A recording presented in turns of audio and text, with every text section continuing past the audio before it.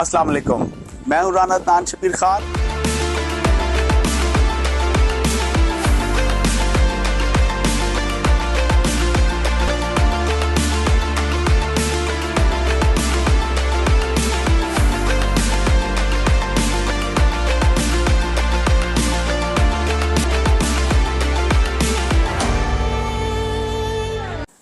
السلام علیکم، میں ہوں رانا عدنان شبیر خان اور آپ دیکھ رہے ہیں نوائے فکر۔ سوڈان میں 15 اپریل سے شروع خانہ جنگی جو جنرل برہان اور جنرل دگالو کے درمیان ہو رہی ہے، اس میں کچھ اچھی خبر بھی آئی ہے۔ سعودی عرب اور امریکہ کی کوششوں سے دونوں پارٹیاں پری نیگوسیشن ڈسکشن کے لیے تیار ہو گئی ہیں اور یہ اس سیٹرڈے کو سعودی عرب کے شہر جدہ میں بیٹھیں گے اور بات چیت شروع کریں گے۔ اللہ کرے ان کے درمیان مسائل کا خاتمہ ہو، کیونکہ پہلے ہی سوڈان میں خانہ جنگی نے بہت تباہی مچائی ہوئی ہے۔ آج 6 مئی کو برطانیہ میں کنگ چارلز III کی تاج پوشی کی تقریب تھی۔ وہ برطانیہ کے 40ویں بادشاہ بن گئے ہیں۔ آئیے کچھ ہائی لائٹس دیکھتے ہیں اس تاج پوشی کی۔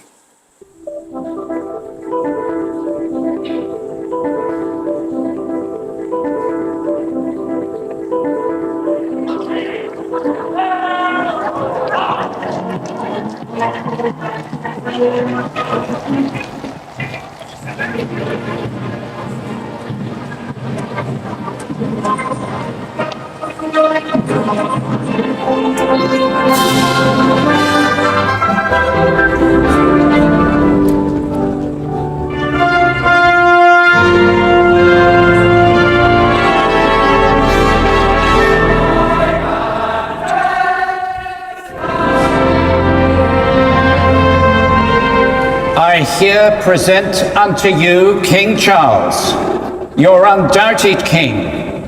Wherefore, all you who are come this day to do your homage and service, are you willing to do the same? Will you solemnly promise and swear to govern the peoples of the United Kingdom of Great Britain and Northern Ireland, your other realms and the territories to any of them belonging or pertaining, according to their respective laws and customs? I solemnly promise so to do.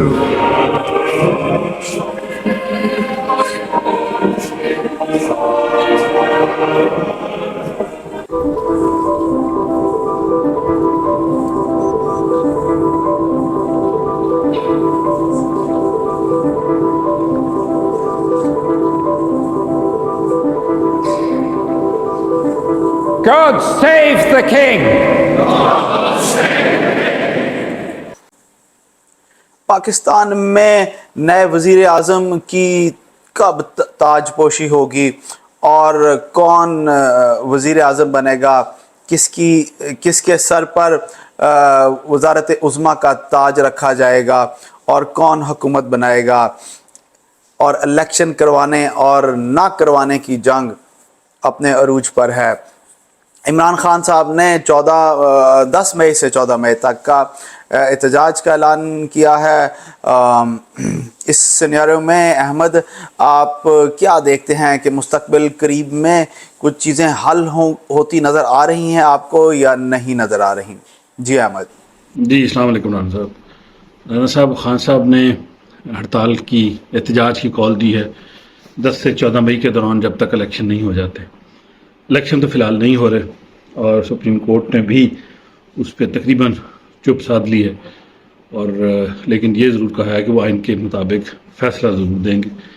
باقی بھی point of views میں کافی انہوں نے، supreme court نے لچک دکھائی ہے، یہ کہتے ہوئے کہ وہ نظام کو چلانا چاہتے ہیں اور چیزوں کو اسموتھلی رن کرنے میں کہہ لیں کہ اس وقت کوئی بھی آرڈر دینا مناسب نہیں ہے۔ بہرحال جیسے توقع کی جا رہی تھی کہ ہو سکتا ہے کہ وہ حکومت کو اٹھا کے راستہ دکھائیں، لیکن ایسا ہوا نہیں، اور کہہ لیں کہ سافٹ کارنر جو ہے وہ سپریم کورٹ کا نظر آ رہا ہے، یا کہہ لیں ریلیکٹنس نظر آ رہی ہے اس گورنمنٹ کے خلاف کوئی بھی ایکشن لینے کی۔ یہ تو ہم کسی طور پہ ماننے کو تیار نہیں ہے کہ یہ حکومت جو باقی چیزیں کر رہی ہے وہ آئین کے مطابق بہت زیادہ تو نہیں ہے، لیکن آئین کے بہت زیادہ ایز سچ اس طرح خلاف بھی نہیں ہے. کچھ احکامات حکومت نے بالکل سپریم کورٹ کو، پارلیمنٹ کو آمنے سامنے لا کے کھڑا کیا اور احکامات نہیں مانے، کیونکہ ان کو یہی اندازہ ہے کہ الیکشن اس وقت ان کے حق میں بہتر نہیں. بہرحال اس ساری سچویشن میں خان صاحب کا یہ احتجاج کا اعلان سنتے ہی مجھے 90 کی دہائی یاد آ گئی، جس میں نواز شریف صاحب بینظیر صاحبہ، نواز شریف صاحب بینظیر صاحبہ، اور الٹیمیٹلی پھر دونوں نے آخر میں الائنس کریٹ کر لیا کہ ہم جو ہے اس ملک کو کس طریقے سے چلائیں، آپس میں باری باری بازیاں بانٹ لیں. پھر خان صاحب درمیان میں آ گئے. تو اسٹیبلٹی ضروری ہے ملک کے لیے. اس وقت کچھ بھی کریں پارٹیز، کوئی بھی الیکشن جیتے، کیونکہ نواز شریف صاحب کافی 3 دفعہ وزیر اعظم رہے، ان کے بھائی بھی کو 30 سال پنجاب پہ حکومت کرتے رہے. جو پنجاب کی حالت ہے، جو ملک کی حالت ہے، تسلی بخش نہیں ہے. خان صاحب نے بھی 4 سال گزار لیے، کووڈ آیا، بہرحال باقی پرابلم تھے. اس سارے عرصے میں یہ جو احتجاج والی سیاست ہے اس نے ہمیں کچھ دیا نہیں. تو لیکن ابھی بھی ہم احتجاج والی سیاست پہ ہی جانا چاہ رہے ہیں. تو میرا نہیں خیال کہ یہ ملک کے لیے فائدہ ہوگا، اور میری یہی رائے ہے کہ اس پہ تمام پارٹیز کو، پورے ملک کو، مقتدر اداروں کو، سپریم کورٹ نے ریسٹرینٹ کا مظاہرہ کیا، بہت اچھی بات. تمام کو ملک کی بہتری کے لیے سوچنا ہوگا، اور کسی حد تک جو ہے وہ بہت ضروری ہے. اس وقت تو بہت ضروری ہے. جی رانا صاحب. احمد، یہ جو پارلیمنٹ نے اور حکومت نے سپریم کورٹ کے ججز کی اولادوں کو بلا کر ان پر انکوائریاں کرنے کا اعلان کیا ہے، اس کو آپ کیسے دیکھتے ہیں اس ٹائم فریم میں، اسپیشلی جب کہ سپریم کورٹ بہت جلد کچھ اہم فیصلے کرنے والی ہے اور انہوں نے کابینہ کے اجلاس کے منٹس بھی منگوائے ہیں؟ کیا یہ ایک ڈراؤ اور دھمکاؤ کی سچویشن بنانے کی کوشش کر رہے ہیں، یا باکس آن کی سی سچویشن ہے؟ اس سچویشن کے اثرات ہماری سیاست اور خاص طور پہ انتظامی صورتحال، حکومت اور اداروں کے تعلقات پر کیا دیکھتے ہیں آپ؟ جی احمد. جی رانا صاحب کچھ چیزیں مکس سی، جمبل اپ سی ہو رہی ہیں. ایک تو یہ والا جو سپریم کورٹ کے جو سابق چیف جسٹس صاحبان کے صاحبزادے ہیں، ان کی آڈیو ہوئی، اور پارلیمنٹ ان کو بلا رہی ہے، تحقیقات کریں گے کہ انہوں نے کیا کیا. اور اس طرح کے یہ پہلی دفعہ ہو رہا ہے کہ چیف جسٹس جو سپریم کورٹ کے جو جسٹس صاحبان ہیں ان کے بچوں کے بارے میں. بہرحال سپریم کورٹ کے جسٹس صاحبان جو ہیں وہ جواب دیتے ضرور ہیں. انہیں یہ تو بتانا پڑتا ہے کہ پیسے کہاں سے لیے. اسلام میں بھی اس کی اجازت نہیں ہے کہ وہ بغیر اکاؤنٹیبلٹی کے ہوں، لیکن وہ اکاؤنٹیبلٹی ایسے وقت پہ ہو جب مفادات آپس میں ٹکرا رہے ہوں، تو وہ کویسچنیبل ہے کہ سپریم کورٹ اپنے تمام اکاؤنٹس کا حساب دے، اپنے ججز کا حساب دیں. سارے حسابات ان کو ہر وقت، ہر آنے والے جج کو پہلے سے داخل کروا دینے چاہیے کہ میرے پاس یہ پراپرٹی ہے، یہ چیزیں، تاکہ جب جا رہا ہو تو اس کا بھی مکمل طور پہ وہ چیک اپ ہو جائے. لیکن یہ ہونا کہ بالکل عین وقت پہ جب اپنے مفادات ٹکرانے لگے تو حکومت کچھ کیسز لے کے سامنے آ جائے، پارلیمنٹ اس پہ کھیلنا شروع کر دے. پھر پی ٹی آئی کے لوگوں کو بھی پارلیمنٹ سے باہر رکھا ہوا ہے تاکہ نہ ہم کسی اور کو آنے دیں گے، نہ ہم کسی اور کو کھیلنے دیں گے، اپنی مرضی چلائیں گے. تو حکومت کا یہ رویہ بھی قابل ستائش نہیں ہے، جمہوری رویہ نہیں ہے، آئین کے مطابق بھی نہیں بنتا. لیکن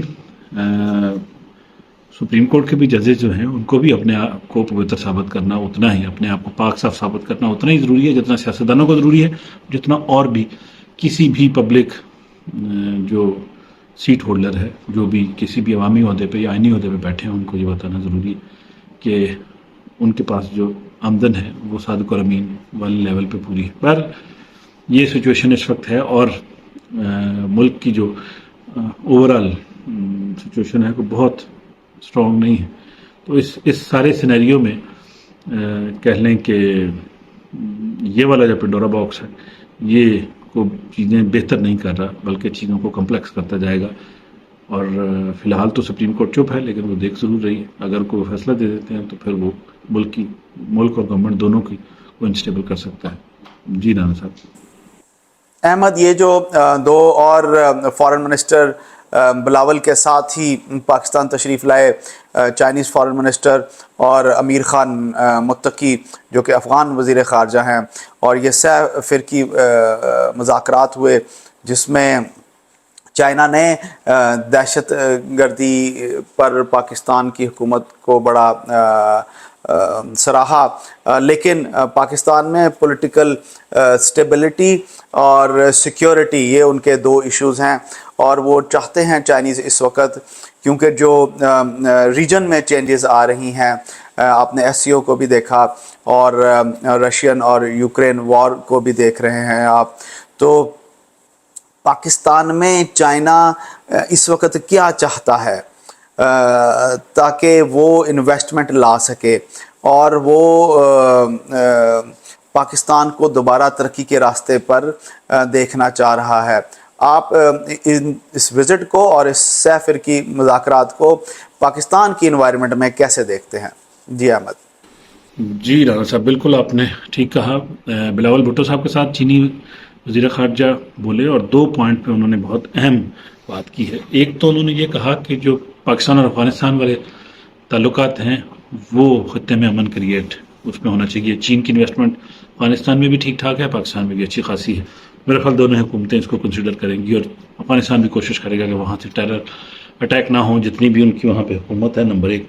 نمبر دو، چینی وزیر خارجہ نے ایک بڑی اہم بات کہی، اور انہوں نے کہا کہ ہم امید کرتے ہیں کہ پاکستانی سیاستدان مل بیٹھیں گے اور مل بیٹھ کے آپس میں چیزیں طے کریں گے اور پھر حکومت کو آگے چلائیں گے اور ملک میں امن رہے گا۔